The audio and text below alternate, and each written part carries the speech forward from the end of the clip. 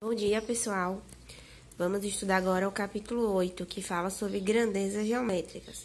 Quais são as grandezas que vamos estudar? Comprimento, perímetro e área, tá? Então, eu tô aqui na página 262, tá? Então, vamos estudar agora aqui a grandeza, comprimento, certo? Então, eu vou ler aqui, ó.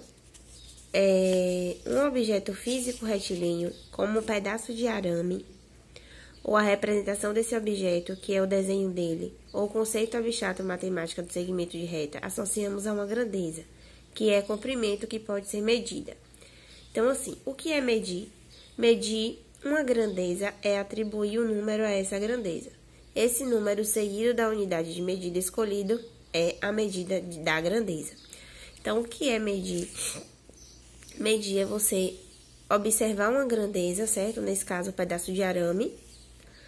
E eu vou atribuir um número para esse pedaço de arame, tá? Então, quando eu atribuo um número a esse pedaço de arame, eu estou medindo esse pedaço de arame. E quando eu atribuo um número a esse pedaço de arame e coloco uma unidade de medida, tá? Eu atribuo um número seguido por uma unidade de medida. Eu chamo de medida da grandeza, tá ok? Então, aqui existe uma medida da grandeza. Nesse caso, o que é a grandeza? O comprimento, ó. Grandeza, comprimento. Então, vai ser a medida do comprimento, tá certo? Então, vamos ver esse exemplo aqui de Adolfo. Adolfo escolheu o comprimento do palmo dele como unidade de medida de comprimento. Ele comparou essa unidade de medida com o comprimento do tamanho da mesa de estudo. Dessa comparação surgiu o número 5, que é a medida de comprimento do tampo, tendo o palmo de Adolfo como unidade de medida de comprimento. Assim, a medida de comprimento do tampo da mesa de Adolfo é 5 palmos, um número seguido da unidade de medida escolhida. Ou seja, Adolfo quis medir a sua escrivaninha, a sua mesa. Só que ele não utilizou régua, ele utilizou o palmo da mão para medir. A gente não mede, às vezes, as coisas com palmo. Foi o que Adolfo fez. E medindo a sua escrivaninha, ele percebeu que ela tem um comprimento de 5 palmos. Ou seja, a unidade de medida de comprimento de Adolfo são o quê? Os palmos. Então, palmo é a unidade de medida. E 5, a medida de comprimento, tá? Então, a medida de comprimento aqui, ó, são 5 palmos. E palmos é o quê, Pro?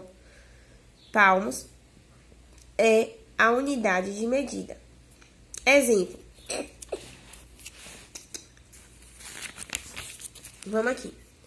Só que na matemática, utilizamos algumas medidas, unidades de medida de comprimento, padrões, que são chamadas de quê? Nós temos aqui, ó, metro, decímetro, centímetros, milímetros, decâmetro, hectômetro, quilômetro. Então, vamos lá.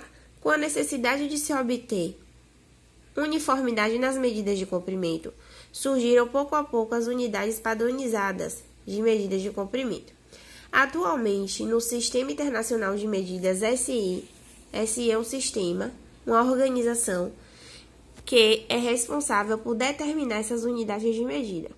Então, esse Sistema Internacional de Medidas diz que o metro é a unidade base, ou unidade padrão, ou unidade fundamental, da medida de comprimento. Há também outras medidas de comprimento que deveriam ser múltiplos e submúltiplos do metro. Ou seja, se você quiser medir o comprimento, certo? Existe um sistema chamado de SI, que ele determina quais são as unidades de medida de comprimento.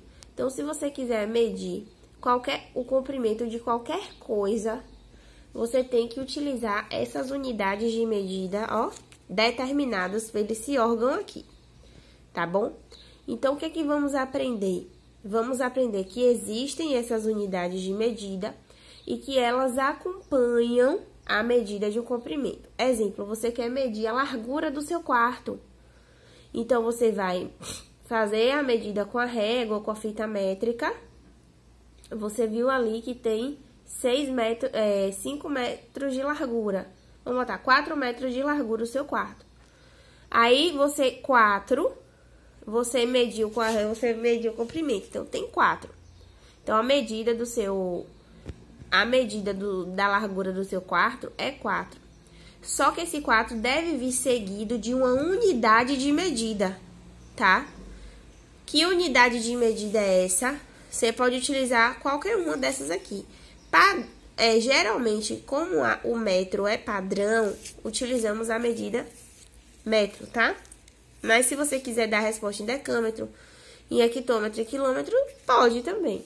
Só que utilizamos como medida padrão, como medida de comprimento padrão, metro. Então, eu vou dizer que tem 4 metros. Então, a medida de comprimento do meu quarto é o quê? Da largura 4 metros, certo, pessoal? Então, o que é que eu vou fazer aqui? Eu vou ensinar para vocês a fazerem a tabela e a transformação. Por exemplo, mas eu quero dar resposta em decímetros. Então, como é que eu vou transformar esse 4 metros para decímetros? É isso que eu vou ensinar para vocês. Então, existe a tabela aqui, tá vendo, pessoal? Quilômetro, hectômetro, decâmetro, depois em metro, decímetro, centímetro e milímetro. Sempre nessa ordem. Ao invés de você utilizar o nome completo, utilize o nome abreviado, porque fica muito melhor. OKM, HM, DAM, DM, CM, MM, tá? Então, o que eu fiz aqui, ó? Construí uma tabela com as unidades de medidas abreviadas, certo? Então, o que é que você tem que saber? Constrói a tabela, entende a tabela, você tem que saber essa tabela. E saber, se você sair de quilômetro para decâmetro, tudo que você sai da esquerda para a direita, você vai correr a vírgula para a direita, no sentido para onde você está indo.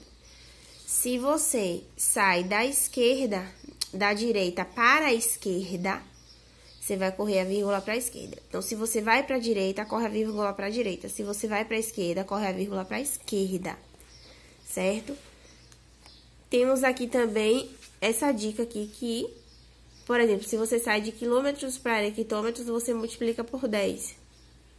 A cada casa que você vai de uma para outra para a direita, certo? Você multiplica por 10.